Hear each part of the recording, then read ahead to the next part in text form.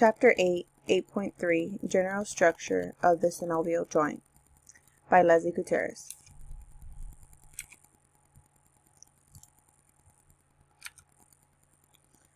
Question number 5 describes the general structure of the synovial joint. And here's a picture of the synovial joint.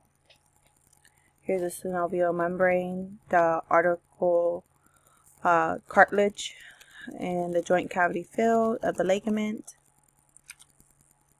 The basic structure of the synovial joint is considered of the synovial cavity, article cartilage, fibroids, article capsule, and ligament. And here's another picture of the synovial joint. It shows you the bone, the ligaments, pretty much what it shows in our knee. The bone of the synovial joints are surrounded by a synovial capsule which secretes synovial fluids into the lubric and notch of the joint while acting as a shock absorbent. The end of the joint bones are covered within a smooth glass-like hyaline cartilage which redness function during the movement.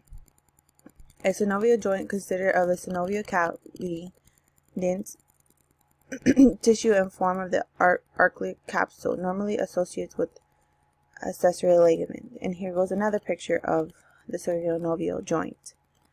And that's the end of my presentation, and thank you for watching.